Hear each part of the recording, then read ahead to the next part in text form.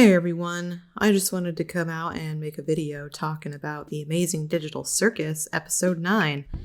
This is not how I usually make videos. This is only partially scripted because if I actually sat down to write an entire script of what I thought, then I would just get way too fancy with it and it would take a really long time. So this is just me with some notes on my phone of what I thought of the final episode and some of my thoughts on the series overall. Yeah, let's just get into it. This is only partially scripted, so if you like this kind of video or if this is just unbearable to listen to, please let me know. I'm gonna do my best to edit it down and make it as coherent as I can. But anyway, so let me give you a little bit of background on my experience with The Amazing Digital Circus episode 9. So I live in a pretty small, remote country, and so I didn't think I was going to be able to see this movie in theaters. I didn't think that it was gonna come to the theater here, and I just fully was prepared to be off the internet for a couple of weeks to completely avoid spoilers. When the leaks came out, I avoided those. I did see like the first couple seconds of the leak just to see it because I was just really curious and it looked very legitimate, so I backed off and did my best to ignore them. And then like the day before the movie was going to come out in theaters, I refreshed my movie theater's webpage to see if it was there, and to my complete disbelief, it was there.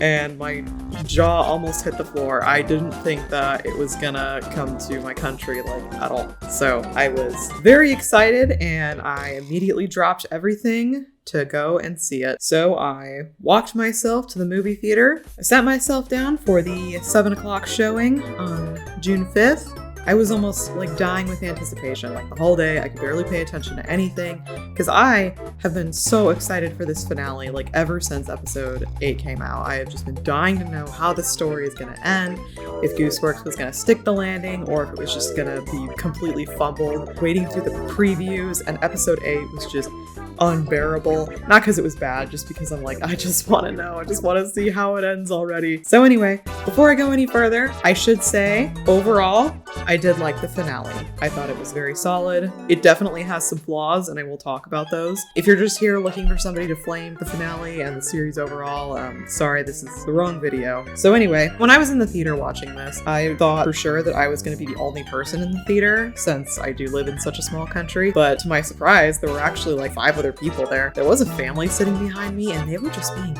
really annoying. Like they were talking to each other through like all the previews and through some of episode 8, and I was starting to get really annoyed. But then they like walked out during Caine's song. So I guess they realized they were in the wrong movie theater or something, or they were in the wrong show. So after that, everything was fine. So my thoughts. First of all, the anti-piracy message was hilarious. I did not expect to get jump scared by crappily animated Zach Hadel fish. That was a nice surprise and it made me laugh really hard. I hope Glitch releases that anti-piracy message on their website along with episode 9 because that honestly was really funny, and that whole thing he was talking about where he was like, oh, when I died, I didn't see anything, so maybe God doesn't want me. That was really funny. That made me laugh really hard. We got through episode 8, and then finally we get to the new stuff of episode 9. I eagerly hung on to every moment to see what would happen. So first thing right off the bat, I did really enjoy the throwback to the first episode with the redone theme song without Caine. That was a nice callback. It reminds me of the theme song from Erased, like in the last episode where they do the final theme song without the protagonist to make you think he's dead. Oh yeah, spoilers for Erased if you haven't seen it. But I really like that. And then when we get to the actual episode, the first thing I noticed right off the bat was that the dialogue was really bad, especially in that first scene. I don't know what it was, but like that dialogue, I feel like it could have used another draft or something, because for Kinger to just immediately go like, brain scans. Scratch was trying to make a brain scanner. Kind of came off really unnaturally, and then Ragatha was like, I think I've always known. And I'm like, you did? That was never hinted at, that you suspected that, but okay. It just kind of came off like really stilted and unnatural. The dialogue through the whole finale was pretty shaky, but through that first scene, it was really bad. And I do know that the Digital Circus has been criticized for its dialogue in the past, but it never bothered me until this moment right here. This was the moment where I was like, oh yikes, this dialogue is pretty bad. I did think it was kind of strange for them to just confirm Soma theory so outwardly right off the bat. I feel like that could have been more built up to, or a more dramatic moment for them to realize realize that, instead of them just being like, oh yeah, I knew it all along, because that was never the impression I got watching this series, that they like knew that. Overall, I would say the pacing of the finale was very rushed. It honestly felt like it was trying to be 3 episodes mashed together, because you can definitely divide this episode into 3 distinct parts. The first part with them rebuilding the circus and Jax's abstraction, and then the second part with Pomni going into his mind, and then the third part with Caine. I feel like this episode would have benefited a lot from just being like 2 or even 3 episodes instead of one big one, because it's not like they didn't have the time, because they clearly did have the time to do that. Maybe they just wanted the special 1-hour series finale. So overall, the pacing for this finale was really rushed, and I feel like it could have been trimmed down a little more. And then we get to Jax's abstraction. So I think it's really weird that Jax's abstraction happened off screen, because it's been so built up to through this whole series that he's on the verge of abstraction or something really bad is going to happen to him. And then to not even show that feels just really strange. And I know it's definitely an intentional decision. I guess it's kind of meant to preserve the mystery around abstraction, but to me, it just felt really underwhelming. It was so underwhelming that when they look down and they see Jax's abstracted form running around, and they were like, oh, dang it, Jax, I knew you were gonna do this. I like half expected Jax to walk back into the frame and be like, that I do what? And everyone would be like in shock. And it would be kind of like that scene from SpongeBob with the gorilla. If you're Jax, then who's that?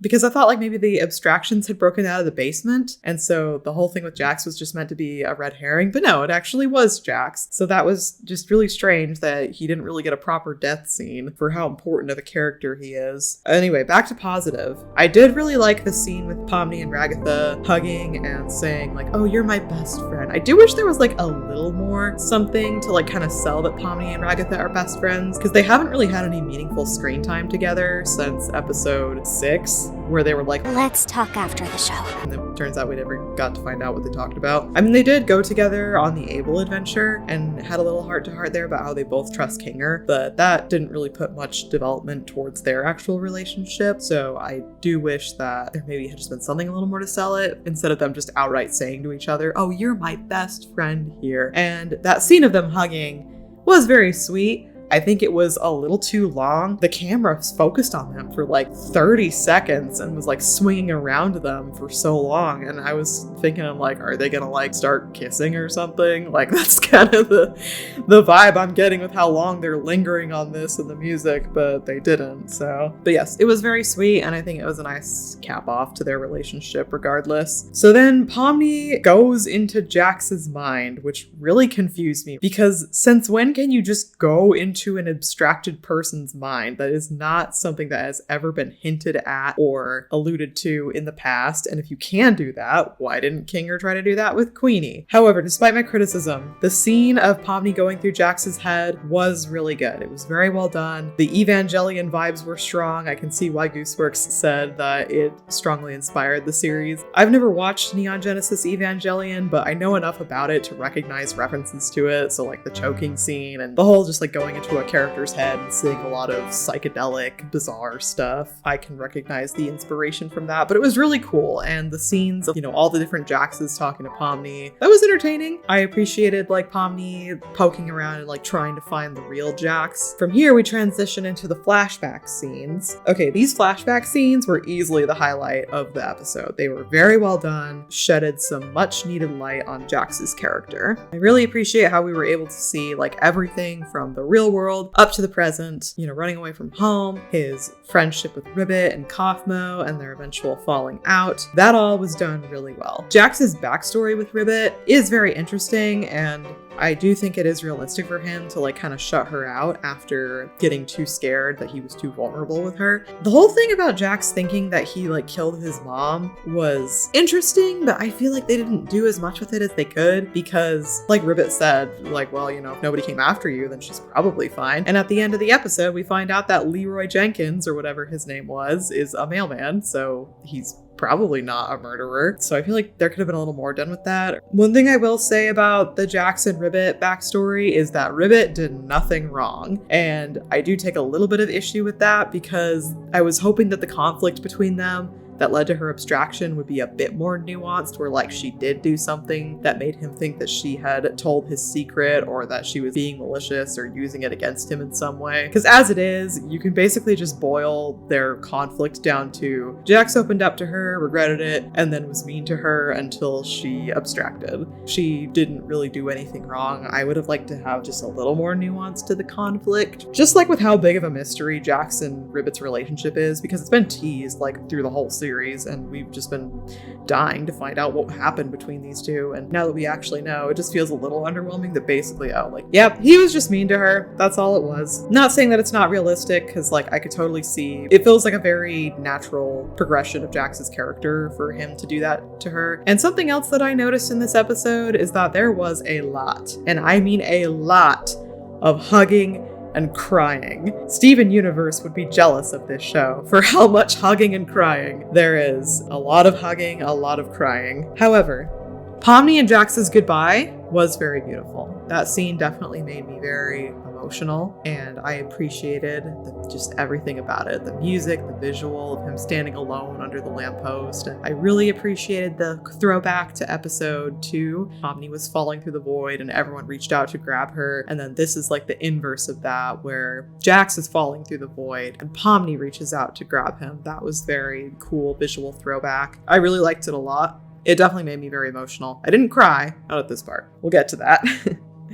The goodbye was very beautiful. I don't have any problem with them just like keeping Jax as an abstraction. You know, the story is inspired by I Have No Mouth and I Must Scream, and that story ends with Ted, the protagonist, as a mouthless blob for eternity, and then turns out that's what happened to Jax's character as well, which is very sad, but kind of fitting for his character. I honestly wouldn't really have it any other way. Since Soma Theory is what's true, it would have been really corny if Pomni did save him from abstraction. I feel like that would have been a worse ending. So ending it that way for Jax's character, I think, is definitely a lot more fitting. Another thing I really liked, I liked the scene with Gangle and Zubul, where Zubul says, "We're still human." If there was any line from this whole series that perfectly encapsulates what it's about, it's that one right there. And I appreciate that it came from Zubul, because Zubul's my favorite character. And then out of nowhere, Caine comes back. You know, when I was going to see this movie in theaters, I texted my fiance and said, oh man, I haven't been this excited to see an episode 9 in theaters since Star Wars episode 9, because that was back when I liked Star Wars. And I said, I sure hope this episode 9 is nothing like that one. And well, somehow Caine returned. That definitely is probably the worst part of this finale overall, is just Caine randomly showing up and coming back. That definitely needed more of an explanation and more build-up. If all that happened was that he was sent to the recycle bin, I feel like that could have been explained more. Because just saying that deleting him sent him out into the void, that wasn't foreshadowed at all, that that's what happens to things that get deleted, or just like anything about like how it actually worked or like how it happened. Like he just appears in the frame and then it immediately transitions into a flashback of him in the void. Was I truly that bad? Yes! Yes! Yes! I don't know, just it didn't make sense. It didn't make sense that he could just come back after being deleted. If there really was something going on with like the recycle bin or whatever it is, there needed to be more explanation for it. However, that scene of Caine in the void where he tries to connect to the Wi-Fi was absolute cinema. That is one of my favorite things just ever. That scene of him connecting to the Wi-Fi, flying through the void, trying to reach it with the shapes, just the music, the animation, the wordless storytelling, and how it like coincided with the flashback of how he started the circus in the first place with uploading Scratch's consciousness into the circus. That was peak cinema. That is a rich cinematic experience that I can't wait to tell my grandchildren about. And I like that he gets his, moment like the captain and Wall-E, where he has the moment where he realizes how great life on Earth is with like dancing and music and food. Caine does that too. I think the whole thing with the blue AI where he like pulls it out of his head, that also could have been explained more. And also Bubble wasn't in this finale like at all. So I'm only left to assume that Bubble was the blue AI or the remnants of it, since Caine pulled it out of his head and let it go. And that also represented him relinquishing control of the circus, I guess. That could have used some more explanation about like what that actually meant and what that implied. As it is, I just feel like it's really poorly developed and not explained. I mean, I guess we're meant want to infer that Bubble is the blue AI, but I don't know, maybe just even one line of dialogue confirming it or something visual could have been really nice. Because as Bubble is, he definitely was like the most mysterious character in the circus. I mean, it's fine for him to just be comic relief, but like with the way he was getting Caine all fired up in episode 8, I feel like that was building towards like some kind of reveal with him, that he like knows more than he's letting on, but then they just didn't do anything with him. So I'm like, okay, well that was kind of weird that he just turned out to be nothing, or that if he is the remnants of the blue AI, we just don't know. That scene with the moon telling Caine that she loves him, that was also very sweet. I did like that. When Caine comes back, everyone forgiving him so quickly, Zubul is like, "It's good to have you back." What is going on with you? What are you talking about? what do you mean it's nice to see him again? Last time you saw him, he was a giant 8-armed monster tormenting you by drowning you in your own body parts. Like, I get that they just kind of wanted to get to the good ending where everyone lives happily together in the circus, but like that definitely needed some more explanation or like more development. Again, that's why I'm saying this finale felt so rushed, because so many things happened so quickly, and everyone forgiving Caine so fast was just a little unnatural and needed more time to bake so that it could have more impact. But anyway, moving on. The presentation of their real lives was very beautiful. This is the part that made me cry, was when they got to see all of their real lives and their real names. I do think it is a little weird that all of them went on to live happy lives, but I won't complain. If you count Jax being a mailman as a happy ending, then sure, that could be the one kind of sad ending. But that was really nice that they revealed all their real names and what they went on to do. That was really nice. This ending is very, you know, maybe the real digital circus is the friends we made along the way coded, which I don't mind, honestly. For a series that's this depressing and kind of cosmic horror-esque, it definitely was the best possible way that the story could have ended. And the music that played like during the presentation and the ending was very beautiful. I actually found the song on YouTube because it got released with the leaks, and it's called Your New Life. And I think that's really awesome because if you remember, the song from the pilot that played at the end was called Your New Home. And so have it go from your new home to your new life is a very beautiful way to bring it all full circle. And yeah, just a very beautiful ending. One problem I do have with this ending montage though is that Gummy Goo isn't in it, like, at all. I don't know, just felt weird that he didn't really get any kind of character conclusion, but Ragatha gets to play softball with the Gloink Queen. I appreciate episode 2 a lot more now after seeing this finale, because initially episode 2 was my least favorite episode in the series when I first watched this series. And then episode 7 became my least favorite when that one came out. So episode 2 is my second least favorite. I definitely appreciate it a lot more because I can see now that it was a lot of setup for the finale, like with Gummy Goo realizing that he's not real and Pomni promising him that he can have a real life in the circus. So maybe I would have liked it if he made an appearance in this final part and Pomni did give him the life in the circus that he promised, because as it is, it's just kind of weird to leave that as an unresolved plot point. And then I really liked the final shot of all the voice actors getting on the bus together, or at least I assume that was all the voice actors. It was just really meta, and it's like, oh man, they don't know that their digital copies are all friends with each other. But yeah, overall, the finale was pretty good. It wasn't great. Like I said, the pacing was rushed. The dialogue it could have been touched up a little more. Certain things could have been explained better, like Caine's return, Pomni going into Jax's mind, Bubble. My fiance rated it a 6.5 out of 10. I agree with that rating. I'd say it's pretty fair. For me personally, I'd maybe give it a 7 or 8. And overall, I would say the biggest problem with the finale is just that it lacks a central conflict, because it's basically just an hour-long therapy session for all the characters to give them a send-off. I feel like if there was some kind of final conflict, like with the circus collapsing, or the abstracted breaking out of the basement, or like Jax filling Caine's power vacuum and becoming the final villain, that would have been a lot more satisfying, or at least more fun. But I mean, it's still not a terrible finale. All right, anyway, real quick, now that we have the whole series out and I've been able to form my thoughts on the whole series overall. So overall, The Amazing Digital Circus is a good show. It definitely has a lot of love and passion put into it, and I really appreciate a lot of things about it. And the fact that it's an independently produced show by an indie studio is just really incredible, and it's going to open the doors for so many amazing projects in the future. So I will always have a special place in my heart for it for that.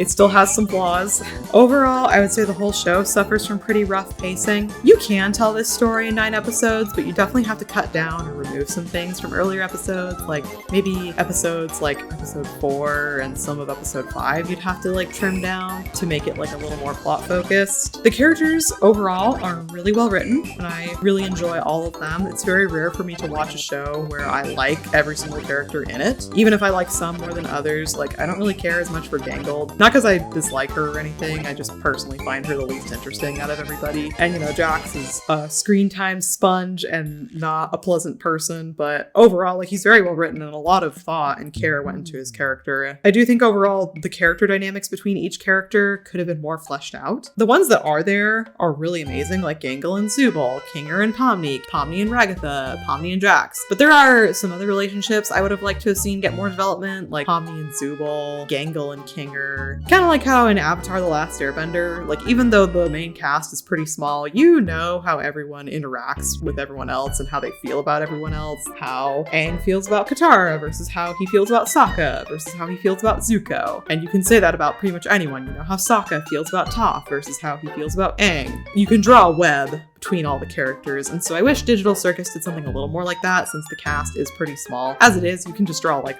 lines between certain characters and like a dotted line between other characters. I do wish we could have seen like more pairings of different characters rather than just kind of the same ones over and over. The whole show is really funny. That's definitely very subjective. I've heard some people say that the show is like not funny and they don't like the LOL random humor that it has. Me personally, I found it very funny. There were a lot of parts that made me laugh really hard, but it's definitely very subjective. A lot of the main mysteries of this show were answered, and I get that this show is more character focused rather than plot or mystery focused, but there are still quite a few like dangling plot threads and things I wish got answered. For example, what happened to CNA?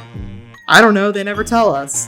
What happened to Scratch in the real world? What happened to him? Did he die from his tumor? I don't know. Did he ever successfully manage to find a way to upload his consciousness so that it could live forever? I don't know. What actually does cause abstraction? Like, why did Queenie abstract? Why don't we ever actually get to see one happen? Why doesn't Caine let them remember their names? I thought like them knowing their names was gonna, I don't know, be some kind of key to escape, but then it just turns out, oh, he just didn't want them to know them. That was it. And I'm like, oh, that's kind of weird, but okay. And then just things that like were set up to be important or things that I thought were important that ended up not being important, like what happens when Jax holds his breath. Because there was a whole scene in episode 3 of them like talking about it and how they like don't know what happens when Jax holds his breath. So I'm like, oh, that's probably set up for something important later, but then it just wasn't. And then there are other things, but I just can't think of them right now. That was the main one I was thinking of, like, oh, what happens when Jax holds his breath?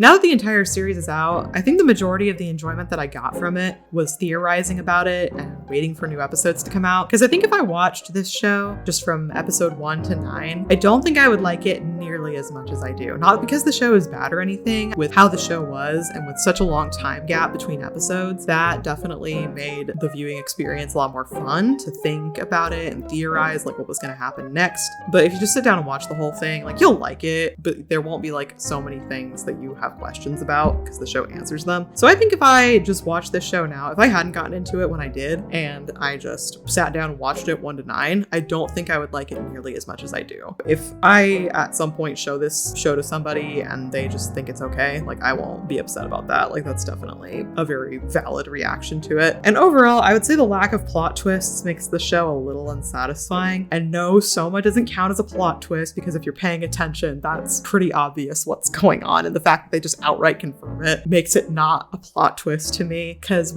I was waiting for a moment in episode 9 where it felt like the rug was pulled out from underneath me and it made everything make sense in a way that it hadn't before. And that just never really happened. So I would say that that's pretty unsatisfying, especially since I did spend so much time like theorizing about the show and like wondering what was going to happen next. That was pretty unsatisfying to me. And it's kind of a personal thing. If you don't care about that kind of thing, then I'm not saying you have to. It's just my personal experience. I do wish there was like some kind of big plot twist in this show, because as it is, there's not really a super huge plot twist. So overall, I would say The Amazing Digital Circus is a pretty good show that just has some flaws holding it back from being great. It's been a really fun ride. I may make a whole video talking about or reviewing the series at some point, just because I do have so many thoughts on it. And if this video does well, then maybe I'll think about it. But for now, I just wanted to get my thoughts out about the finale. And now that it's out, I'm planning on releasing this video the day that the finale comes out. If that actually happens, then we'll see. Who knows?